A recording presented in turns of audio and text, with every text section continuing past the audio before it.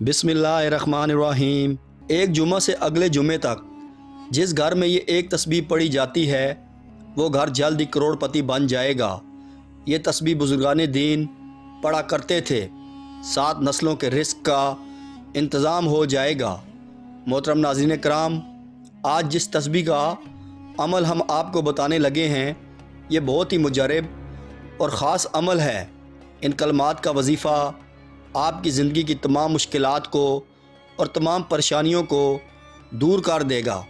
और आपकी हर हाजत को पूरा कर देगा। ये वजीफ़ा रिस्क में बरकत के लिए बहुत ही मुजरब है और जिस भी मकसद के लिए आप इस वजीफ़े को करेंगे और इन कलमात को पढ़ेंगे, आपका मकसद अल्लाह के फ़ज़ल व करम से पूरा हो जाएगा। ये कलमात कौन से हैं और इनका वजीफ़ा कैसे करना है, तमाम तर तफसीलात जानने के लिए आपने वीडियो को स्किप नहीं करना, वीडियो को आखिर तक ज़रूर देखना है। नाजरीन, ये अमल करने के बाद उस घर पर एक जुम्मा से अगले जुम्मा के दिन तक अल्लाह पाक की रहमतें और बरकतें बरसती रहती हैं। इंशाअल्लाह जिस किसी ने भी इस तस्बीह को जुम्मतुल मुबारक के दिन पढ़ लिया, अल्लाह ताला उसके घर की तमाम तंगदस्तियाँ, परेशानियाँ, दुख, तकालीफ़, बीमारियाँ अपने फ़ज़ल व करम से दूर फरमा देता है। फिर अल्लाह तबारक व तआला उस घर के लिए रिस्क के तमाम दरवाज़े खोल देता है और उस घर के अंदर रिस्क और बरकत व रहमतों की फरमानी होती है। इसके अलावा जिस बंदे को कहीं से आराम ना आता हो, यानी कि वो बीमार हो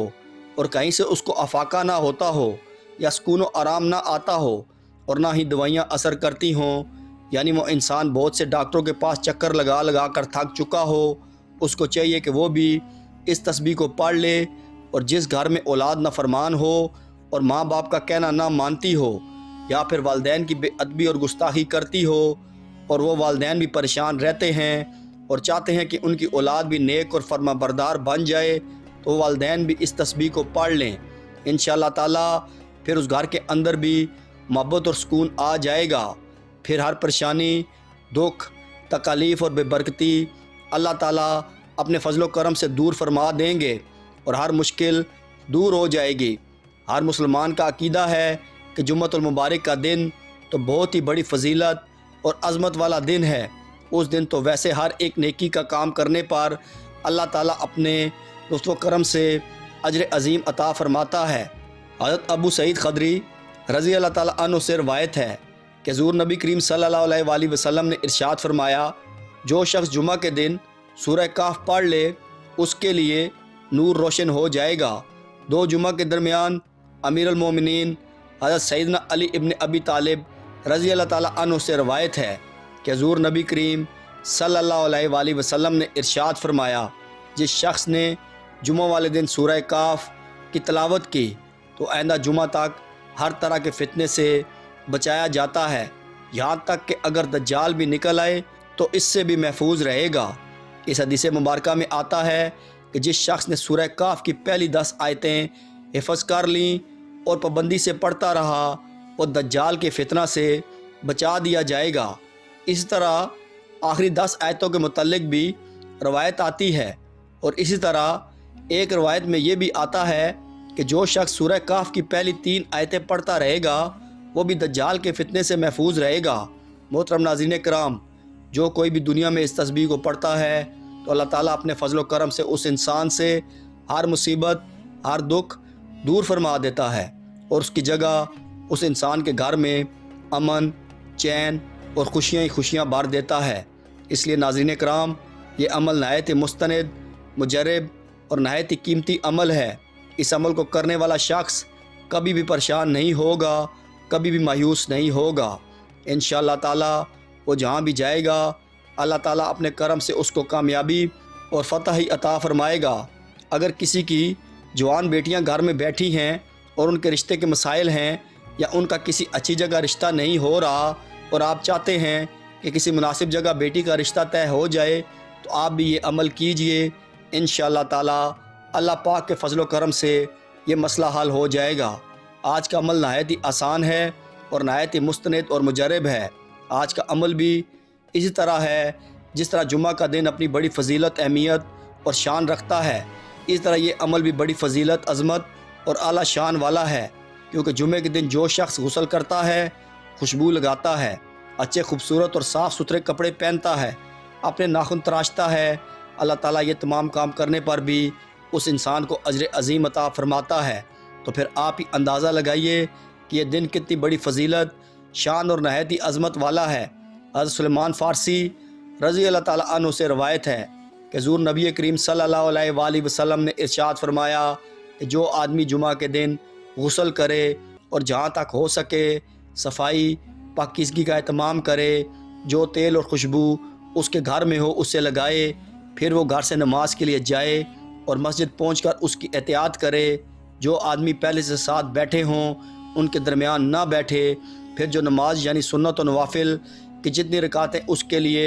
مقدر ہوں وہ پڑھے، پھر جب امام خطبہ دے تو توجہ اور خاموشی کے ساتھ اس کو سنے، تو اللہ تعالیٰ کی طرف سے اس جمعہ اور گزشتہ جمعہ کے درمیان کہ اس کے گناہ بخش دیے جائیں گے۔ محترم ناظرین کرام، آج کا یہ عمل کرنے والے کی زندگی سے پریشانیاں اور دکھ انشاءاللہ تعالیٰ ختم ہو جائیں گی، اور اللہ پاک کے فضل و کرم سے رزق کی تنگی اس بندے کی زندگی سے ہمیشہ ہمیشہ کے لیے ختم ہو جائے گی، اور ہر آنے والی مشکل اس بندے کی دور ہو جائے گی، ہر مسئلہ اس کا حل ہو جائے گا۔ یہ عمل نہایت ہی آسان ہے، اس عمل کو بچہ بھی کر سکتا ہے، بوڑھا بھی کر سکتا ہے، جوان بھی کر سکتا ہے،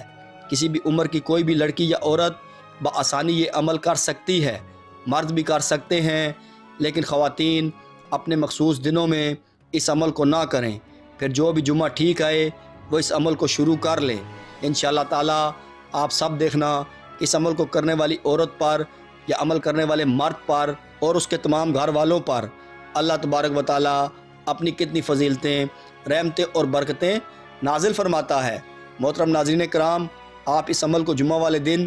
کسی بھی وقت کر سکتے ہیں، لیکن جمعہ کی نماز کے بعد کا وقت سب سے بہتر ہے۔ اگر آپ اس وقت مصروف ہیں اور اس وقت نہیں کر سکتے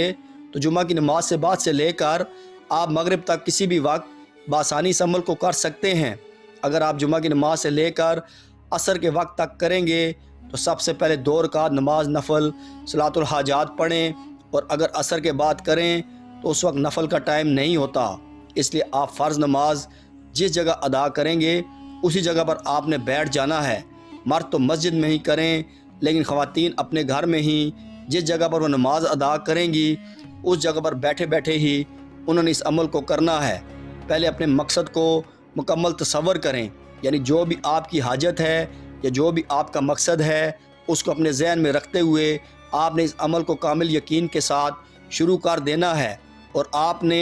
پڑھنے کے دوران بھی مکمل دھیان، توجہ اور یکسوئی کے ساتھ اپنے مطلوبہ مقصد کو بار بار ذہن میں گھماتے رہیں۔ کہیں یہ نہ ہو کہ آپ عمل تو اپنے کسی دوسرے مقصد کے حصول کے لیے کر رہے ہوں، لیکن آپ کے روشن دماغ کے اندر کسی دوسرے مقصد کا سین چل رہا ہو۔ اگر ایسی صورتحال درپیش ہوگی تو پھر آپ کا کیا گیا یہ عمل آپ کو اس قدر فائدہ اور برکت نہیں دے گا، لیکن پھر بھی پڑھنے پر اجر و ثواب تو ملے گا۔ آپ اس عمل کو کرنے سے پہلے 3 مرتبہ اعوذ باللہ من الشیطان الرجیم پڑھ لیں، پھر 3 مرتبہ بسم اللہ الرحمن الرحیم پڑھ لیں، اس کے بعد 7 مرتبہ درود ابراہیمی پڑھیں، 1 مرتبہ درود ابراہیمی میرے ساتھ بھی دہرا لیں تاکہ ہمیں بھی ثواب مل سکے۔ اللہم صلی علی محمد وعلی آل محمد کما صلیت علی ابراہیم وعلی آل ابراہیم انک حمید مجید۔ اللہم بارک علی محمد وعلی آل محمد کما بارکت علی ابراہیم وعلی آل ابراہیم انک حمید مجید۔ پھر آپ نے 21 مرتبہ لا حول ولا قوت الا باللہ العلی العظیم پڑھیں۔ اس کے بعد آپ نے یہ ایک آیت 360 مرتبہ پڑھنی ہے، لا الہ الا انت سبحانک انی کنت من الظالمین۔ اس کے بعد 7 مرتبہ دوبارہ درود ابراہیمی پڑھیں گے، اس کے بعد دعا مانگیں۔ انشاءاللہ آج تک جس نے بھی اس عمل کو کیا الحمدللہ اس کو اسی دن فائدہ ملا ہے، اور اس کے کاروبار میں اللہ تعالیٰ نے اتنی وسعت اور برکت پیدا فرمائی ہے کہ کبھی زندگی بھر اس بندے کو کسی انسان کے سامنے ہاتھ نہیں پھیلانا پڑا۔ آپ جمعہ المبارک کے دن نماز کے بعد اسی جگہ پر بیٹھے بیٹھے اس عمل کو شروع کریں۔ آپ اس عمل کو ہر جمعہ مستقل پڑھتے رہیں گے انشاءاللہ تعالی ساری زندگی خوشحال رہیں گے۔ نمبر 1، صحیح حدیث میں ہے کہ جو مسلمان بندہ کسی بھی مقصد کے لیے اس کے ساتھ دعا کرے گا تو اس کی دعا قبول ہوگی۔ نمبر 2، یہ مبارک دعا قرآن مجید میں مذکور ہے، لہذا اس کے پڑھنے سے قرآن کی تلاوت کا ثواب بھی ملے گا۔ نمبر 3، یہ دعا اللہ تعالیٰ کے ایک جلیل القدر نبی حضرت یونس علیہ السلام نے کی ہے اور اللہ تعالیٰ نے قبول فرمائی ہے، لہذا ان کے لیے خاص تھی اور تمام مسلمانوں کے لیے عام ہے۔ جو بھی شرک سے توبہ اور اپنے گناہوں کے اقرار و پشیمانی کے ساتھ ان کلمات کے ذریعے اپنے لیے دعا مانگے گا، اللہ تعالیٰ کی طرف سے اس کے لیے قبولیت کا وعدہ ہو چکا ہے۔ نمبر 4، صحیح حدیث میں ہے کہ اس دعا میں اللہ تعالیٰ کا اسم اعظم بھی ہے۔ نمبر 5، بیماری میں 40 مرتبہ یہ دعا پڑھنے والا شخص اگر اسی بیماری میں فوت ہو جائے تو اس کو شہید کا اجر ملے گا، اور اگر وہ صحت یاب ہو جائے تو اس کے تمام گناہوں کو بخش دیا جائے گا۔ رسول اللہ صلی اللہ علیہ وآلہ وسلم نے ارشاد فرمایا کہ حضرت یونس علیہ السلام کی وہ دعا جو انہوں نے مچھلی کے پیٹ کے اندر مانگی تھی، یعنی لا الہ الا انت سبحانک انی کنت من الظالمین، جو مسلمان اپنے کسی بھی مقصد کے لیے ان کلمات کے ساتھ دعا کرے گا اللہ تعالیٰ اس کی دعا کو قبول فرمائیں گے۔